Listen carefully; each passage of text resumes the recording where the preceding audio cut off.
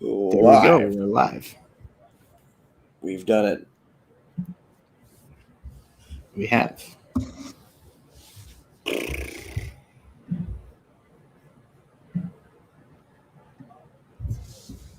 There we are.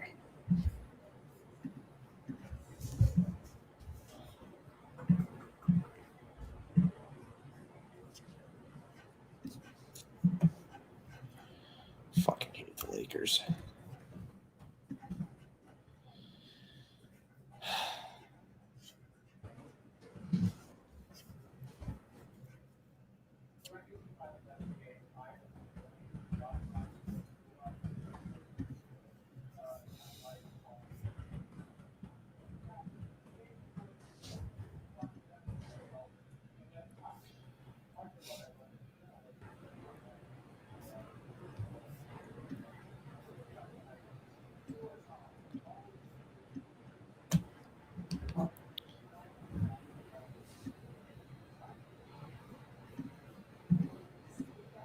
Dang. All right, man. All right. This thing works. It does work. I'm looking at it. Look at the blank look on my face too on the live. We're just testing shit out here. Yeah. I would do the whole ladies and gentlemen, boys and girls, children of all ages saying, well, I just did it. Welcome to Sox On Tap, first ever live from StreamYard. Look at that. Yeah. We're getting some new technology in this place, huh? Yeah, we're getting into 2021 now. Yeah. New things. Testing a live stream. Yeah. This is much better than the ones that we've tried before. Yeah, well, dude, looks a lot more smooth. That's for damn sure. We're just coming off a Bulls game, so if you get a chance, let's do a podcast and you're in here checking us out. Go check out Bulls on Tap. We lost. It was a heartbreaker. It's a depressing episode. So if you want to be depressed, go ahead and listen to it. Way to shout yourself out there. What are you drinking on? Budweiser. I'm drinking Budweiser, man. That is fantastic. I love that. Thank you. I do my best. I love that. Absolutely love that. Yeah, this shit looks fucking smooth, man. Is this on Facebook too? Yes, this is live on Facebook as well. We are live in two places. This is fantastic. New technology. Oh my God, we are. That's crazy. Oh, would you look at that? We're moving on up in the world, man. So, Buzz, let's get into some White Sox talk here. What are we discussing on today? Well, okay. So Yoenis Cespedes is in the rumors. So I've heard there's people that are interested in adding Brad Miller to the squad. I am still interested in adding Yasiel Puig to the squad. You're always interested in adding Yasiel Puig to the squad. I don't think you're ever going to let that die. I won't let that die. That would not be cool and tough. What's cool and tough is to fucking, get a good at bat in here. But yeah, I think the Sox are mostly done. It looks like we're going to be riding in to spring training with Zach Collins as our primary backup catcher. They added Jonathan Lucroy earlier this week. Ooh, it's Monday. So last week they added. That was Lucroy. last week. Yeah, I'm on staycation, so I don't know what day it is. But they added Lucroy last week, so that'll be a little bit of an insurance policy. Do you think that Lucroy is going to do anything with the White Sox? Like I talked to Johnny about this. He was over for the Super Bowl the other night, and I asked Johnny. I go, do you think he's going to actually do anything? Like, because that feels to me like that would be a good signing, like 4 fucking years ago, like not now. Well, yeah, probably not. I mean, I don't really know what to say to that. I mean, probably not. He's on a minor league deal. It's not like he's, he's got to make it to the major league team. They have to make a move to get him here as well. So they're going to have to drop somebody off the 40-man, correct? I would think so. I didn't really actually look into the whole thing. I know it's the minor league deal. I don't know where the 40-man sits or how they're going to shake this whole thing up with the COVID rules and taxi squads and all that other stuff. I'm sure, as you saw tonight, there were some reports and stuff that came out about, they finalized some of the health and safety protocol deals, but I haven't read into exactly what the rosters are going to look like or any of that yet. But I would imagine that that's writing on the wall. I mean, if you're bringing in Lucroy as a veteran presence, that's kind of writing on the wall there for a guy like Sebi Zavala. Like at this point in time, if they're signing depth backup catching, I mean, Lucroy's not the worst option, but it's underwhelming again. I think that Zebby was already behind fucking Collins and Yermin Mercedes for sure. Everybody wants because he's got Yermin Mercedes has such a impactful bat that people don't even talk about Sebi Zavala anymore. He had his what was that in 2019? He had a couple at bats with the team. Cups of coffee. He had a couple cups of coffee up with the big league squad. People were like, "No, we're good on that." I mean, he might arguably be the second best defensive catcher in the organization right now behind Grandal. But see, I can't get behind a White Sox lineup that has Yermin Mercedes actually behind the plate. I just don't think that going to happen. Can he wind up as a DH type? Maybe. But I mean, the whole Lucroy thing, man, it's it reeked more of underwhelming from this offseason, and especially when you take into the account the Colomé stuff that kind of was blowing up White Sox Twitter around it. The Lucroy thing just kind of flew under the radar for me. Yeah. I know you're really upset about him going to the Twins. Hey, man, so I wish Steve was here because I feel like there's words that need to be said on the whole topic. I went on the show with Johnny when Liam Hendriks signed here. I'm not mad. I'm not mad about Liam Hendriks being part of the White Sox. And in fact, I'm fucking ecstatic about it. I don't think that Alex Colomé or Hendriks are going to be the deciding factor when it comes to how great this ball club is going to be. I think you can pretty much it's pretty even there, wouldn't you say? It's pretty even when it comes to having both of those guys at the back of your bullpen. At least looking at last year, in my opinion, it's pretty close. It's a crapshoot. So I think that Liam Hendriks is probably a better pitcher than Alex Colomé. He's a better pitcher, yeah, and I'll give him that. I don't walk away from that move feeling like this was the move that set the Sox over the top. No, and you wanted the White Sox to do something this offseason that was going to be. I love the really, really special. No, I love the Liam Hendriks signing. I love the move to bring in Lance Lynn. Both of those were great moves. But if you look at the big picture, man, I still have problems looking at the team and saying that we are better than last year. I really honestly do. When you look at the lineup, when you look at the departures of James McCann and even Alex Colomé, if you look at Edwin Encarnacion, you had some dangerous bats that were in that lineup.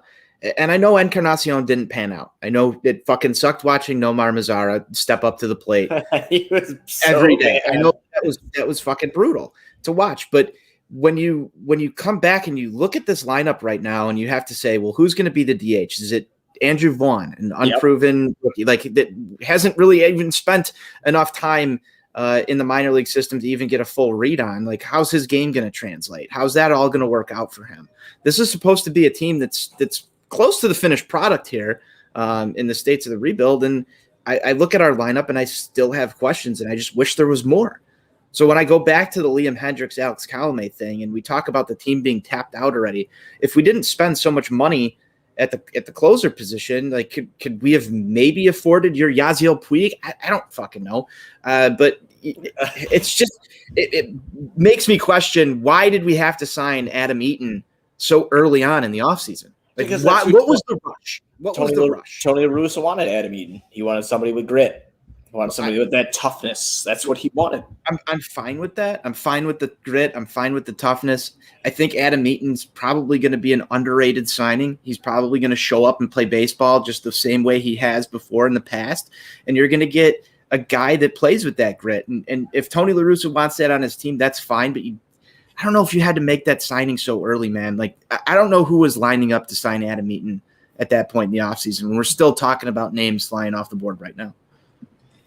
I agree with you on that. I tend to agree with you on that. Adam Eaton signing was really early. I think it was expensive for him too. He got $8 million a year after a terrible 2020, and he's been injured for the last couple of years. I don't see how he warrants that kind of contract.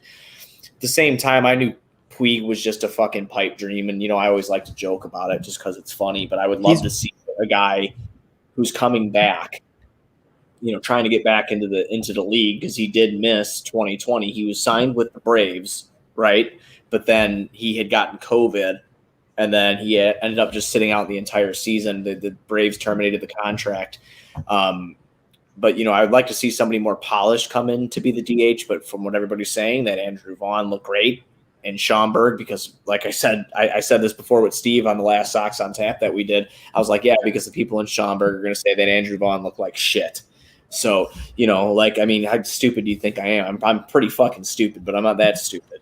I just don't really understand the logic behind that. Something that really annoys the shit out of me. But if Vaughn's the guy, then Vaughn's the guy. I mean, shit. Like, if he's the most advanced bat in the draft when we drafted him. He's the most advanced bat in the draft.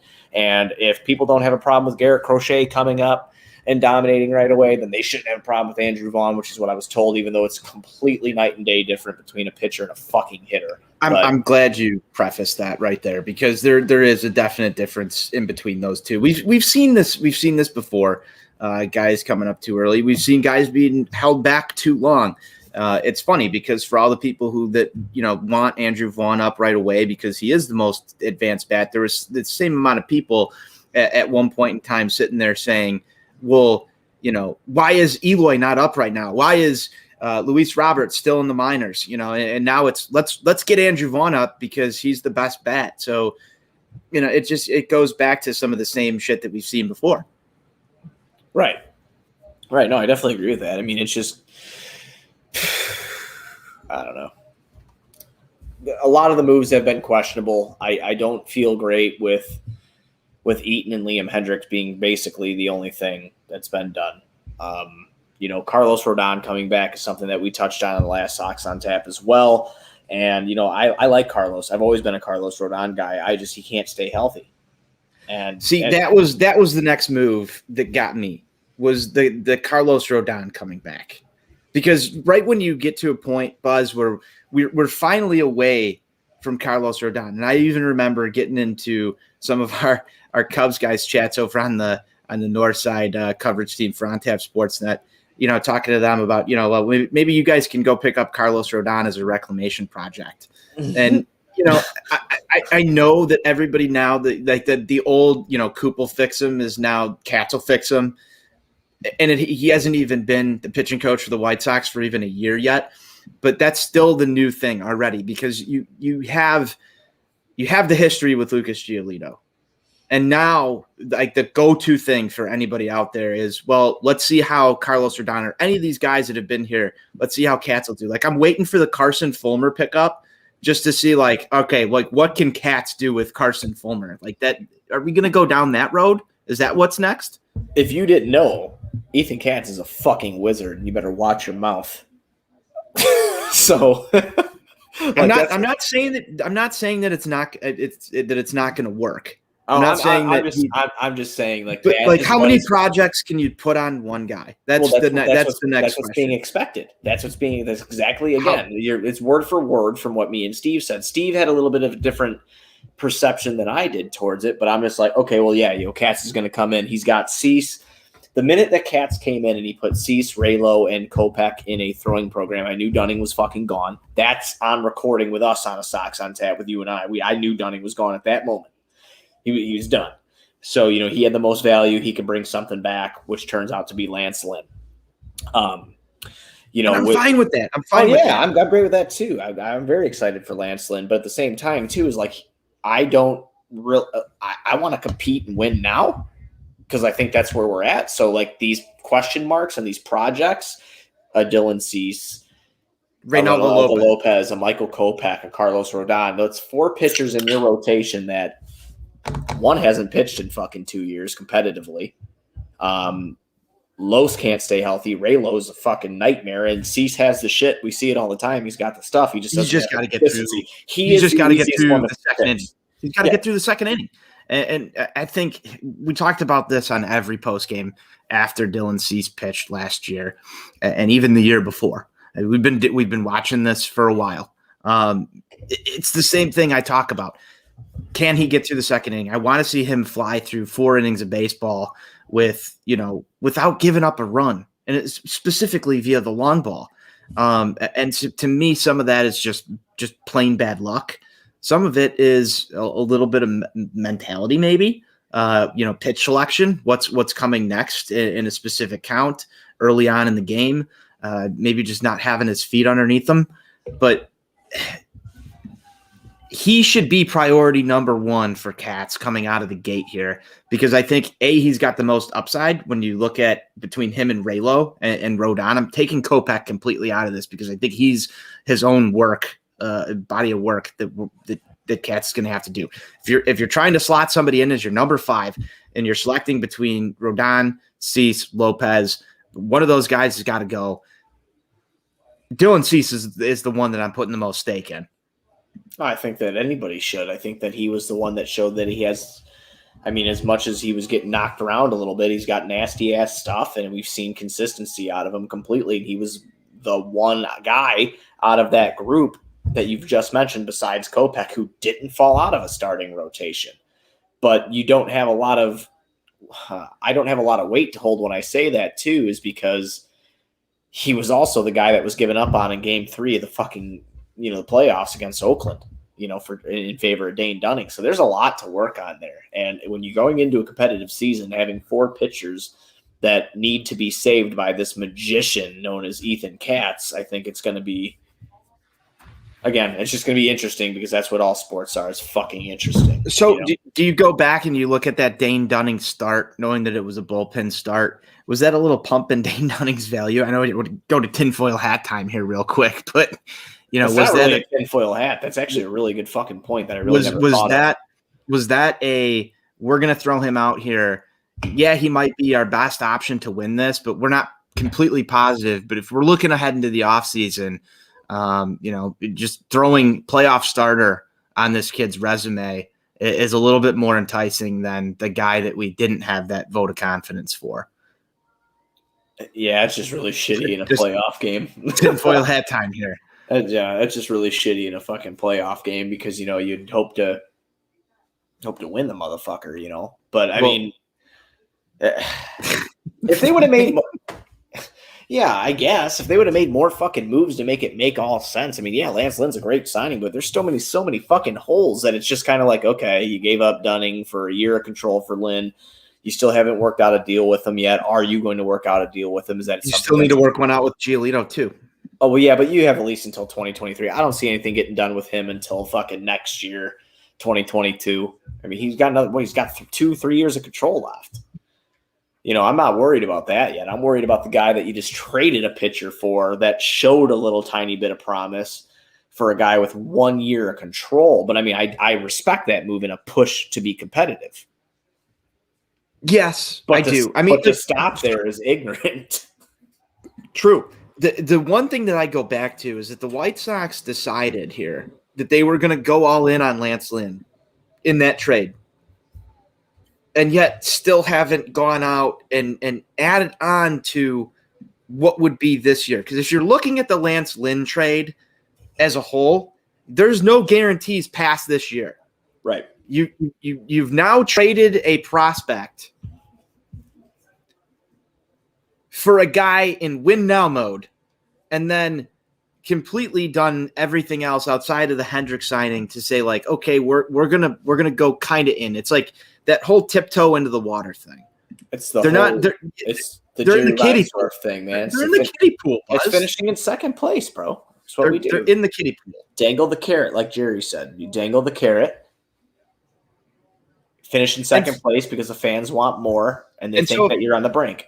But that's why I go back to the debate that we had with NWI Steve kind of internally here and somewhat publicly on Twitter. And when the Minnesota Twins go and bring in Nelson Cruz, who then goes and brings in Alex Colomé, that bothers me as a White Sox fan.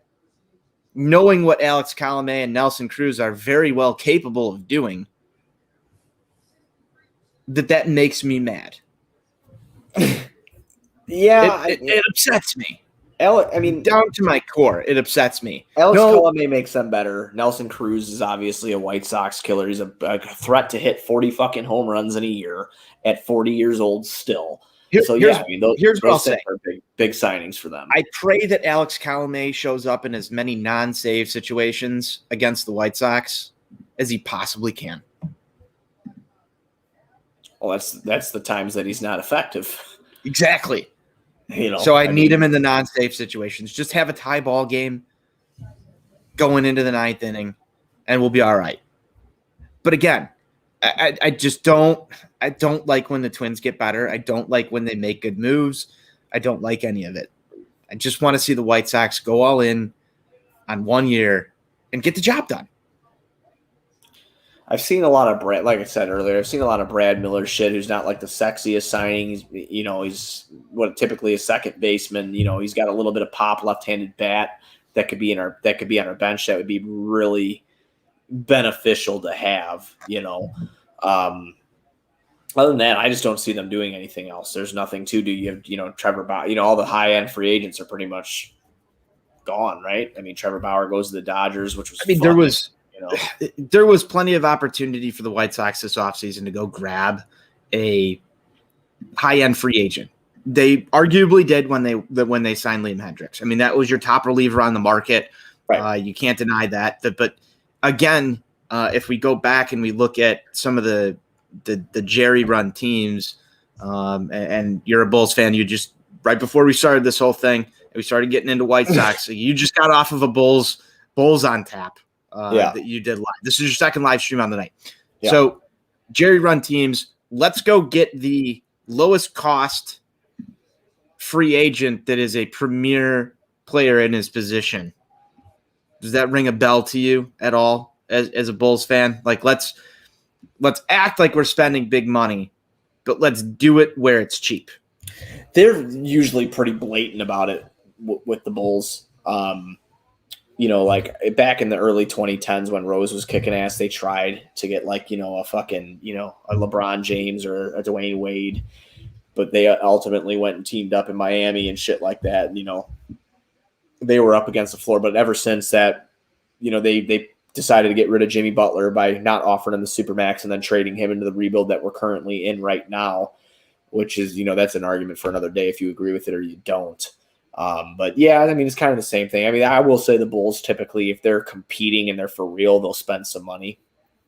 They'll get up to the. We can't say that the White Sox didn't spend some money because they have. They signed Yasmani Grandal. They signed Liam Hendricks. They went out and they spent some international money. They went and got Luis Robert. Like there are arguments that it's typically do make sense. Thing. You spend, but you don't get over that threshold where you win. I think what we're looking for here, though, is the cool and tough spending, the fuck you money. Well, yeah, like the Marcelo Ozuna should have been our fucking designated hitter. Right. Yes, that's what you're looking for. You're looking for the essentially what you're looking for is that move that says, like, we're here to win right now. Right. Michael Brantley. I mean, Marcus Semien. I mean, there's names that are still out there that aren't, Marcus Semien, that one hits hard. Well, yeah, because he was in a fucking system, dude. He's a fucking White Sox player. Yeah, he was underrated when he was here. And then went to Oakland and just raked. He's still sitting there. Where are you going to play him right now? Where are you going to play Marcus Semien? You think he plays second base? I think he could, but I do think that the White Sox are committed to Nick Madrigal. I really honestly do. Of course they are, because he's cheap right now, and he might have the fucking keys to a pot of gold because he looks like a little leprechaun. That was terrible. Let's not get into the short jokes. I am also short. I'm 5'8", so I know you are. Not much taller than Nick Madrigal myself. But I don't know. I think that I think that they are probably done spending, and it really sucks. There was a pitcher that I actually did want to try to go get, and that he's probably going to get a little bit of a. I think he gets a multi-year contract. But that's you talking about Odorizzi? Yeah, I want to kind of hurt the Twins a little bit. Get him. I mean, Arrieta's still out there. I mean, I know he's older. You know, Cole Hamels. I think he winds up on the north side. I think Arrieta winds up on the north side. I think that's right. You know, Brett Gardner's still out there. Mitch Moreland. I mean, for maybe a DH. You know, like I brought up Brad Miller 10 million fucking times. Of course, Puig. Yeah. I mean, at this point, we're just picking from the scrap heap here. Well, right. We're picking guys that are a little bit past their prime, or a lot of guys that have something to prove. Like, what's his name? Taijuan Walker and Yasiel Puig. I would put in the have something to prove category. Like, I don't know what you would potentially pay them. I don't know what would be, like what would you give Puig? I'd probably give him like $3 to $4 million. He was out of the fucking league. He's been gone for a while. I'm not going to go break in the bank for Yasiel Puig. I really think the whole Yasiel Puig thing, like, what is it going to take to get you over that? Like, nothing, because I have a possibly Andrew Vaughn coming to DH on what I want to be a World Series team, and maybe he'll prove me wrong, and I'm wrong as hell, and he'll rake. But I think it's completely, you're throwing shit at a wall and saying and hoping it'll stick. And if you have enough fucking hot takes and hot shits that you throw at a wall, one of them will fucking stick. Okay, maybe he will be fucking the truth. Maybe he will be great right off the bat and be just an elite hitter right off the bat. But you don't know that, and that's not a chance that I want to take going into a fucking year. I want to be competitive and I want to win. There's too many question marks. There is. That's exactly what I started out with. And this has nothing to do with, will Andrew Vaughn be a productive major league hitter? I think he might be awesome. I mean, you might be talking about a guy that's 260 plus hitter with 30 bombs a year. That'd be cool. But, I mean, expecting that out of the gate in the same year that you went and traded Dane Dunning for Lance Lynn for 1 year of control, that's the type of thing that leaves me kind of wanting more, I think, from the White Sox. I want a little more. Knowing what Nelson Cruz signed for, knowing that you could have essentially stolen him from Minnesota and plugged him into an open role in your lineup, and then brought Andrew Vaughn up to get, maybe 2 starts a week and acclimate him to the league a little bit at the cost of what? $10 million, which is missing from your payroll from the year before. Come on now. Biblical losses. That's what makes me kind of mad. Biblical losses, my buddy. I mean, that's just all that is. I don't know. And then as far as getting over the Puig stuff, I've always liked Puig. I like the guy who's a jagoff. I like the guy who is going to Well, you got him. You got Adam Eaton. Have you ever seen Adam Eaton would get his ass whipped by anybody on the opposing fucking team? Because you know why? Because he talks too much. He's a fucking talker. That's what, and that whole thing with him and Todd Frazier when he's there. Adam Eaton get his ass whipped. He could sit there and talk the talk, but have you ever seen that picture when Puig got traded? Oh, it was actually he was still. Oh yeah, you're talking about the Puig brawl where he was already traded and he was fighting for his guys. Yeah, that is a guy that not even just in life I would love standing behind me. Is a dude that is okay, you fucked with one of my teammates. I'm going to take on an army of you, and I just that's why I like. And plus, even when I was calling for him last year and we traded for Nomar Mazara, and then I had all the White Sox fans telling me, don't worry, man, he's young. He's going to be great. He or not great, but he could do real well. And it's just okay, well, and then a lot of these people were numbers driven guys because of how hard he hits the ball, right? The exit velo off of the bat, right? Yep. It took him 2 years to equal 1 year of WAR for Yasiel Puig. And that was on a down year from Puig. So, I mean, that's why I'm always so obsessed with that. I'm gonna get you a Puig White Sox jersey for your next. I won't wear it. I won't wear it. Is he older than me? I might wear it if he's older than me. If he's not, I have this weird. I'm just gonna dude. I've gone through the same thing. I just had this conversation the other day about wearing jerseys of people younger than me. But frame it in the Buzz Cave. Do whatever you need to do with it. But I feel like if there's one person who's spoken Yasiel Puig to the White Sox into existence and it hasn't happened, it'd be you, my friend. He is older than me. He was born December 7th, 1990. I was born July 21st, 1990. So there you go. It's fine. So I would wear it. Yeah. Respect your elders. Yeah, right. Exactly. 100%. That's what that is. But yeah, I don't know. I mean, they could still make some moves. I'm nervous about Collins. And not because I don't have faith in Zach Collins. It's just he really hasn't gotten his fair shake up in the major leagues, and you'd think Zach Collins is a summer of George, summer of kicks cleat guy. So you never know. We've got to support our boy. He wears On Tap Sportsnet. Summer George painted those for him, so he's in turn he's an On Tap Sportsnet guy. So yes, by association, we've had some cleats on some White Sox players. Wasn't Collins on fucking Chi Sox Weekly? No, we had Dane Dunning actually, and but didn't Jake someone? Berger. Oh, it was Berger who walked in. Okay, that's right. It was Berger and Dunning. I've had the pleasure of speaking with those guys, and both fine gentlemen.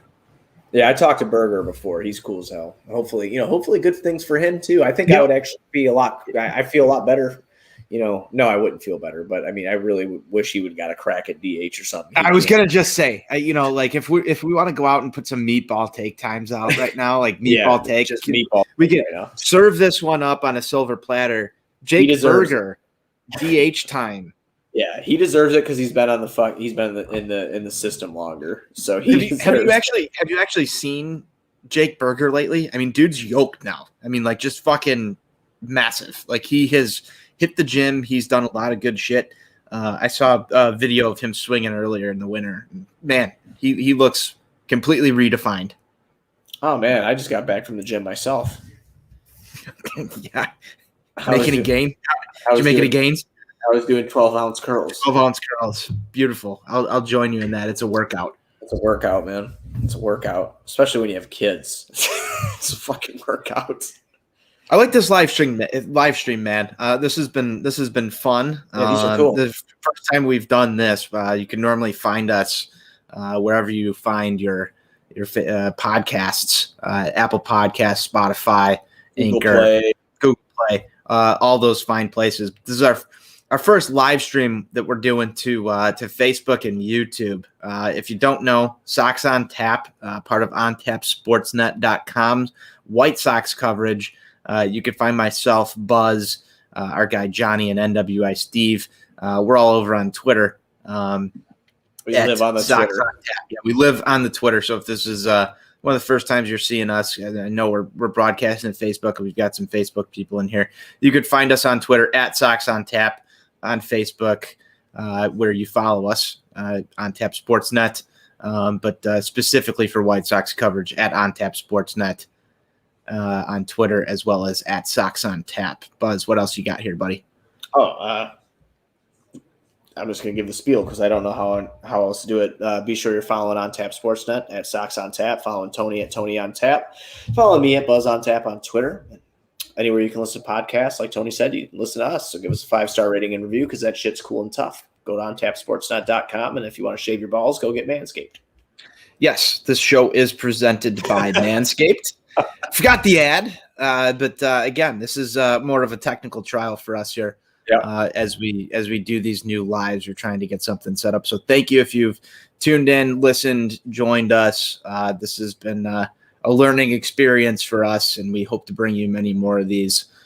Be sure, like Buzz said, like I said, follow us, give us a rating. We really appreciate it. Man, it's fun just getting on, talking a little bit of White Sox on a Monday night, Buzz. Oh, yeah, absolutely. It was so funny that I shared it from my Facebook. I don't think people know that I'm called Buzz. So that's funny. Well, you'll have to introduce them to who Buzz is. I don't want to. Well, now they know.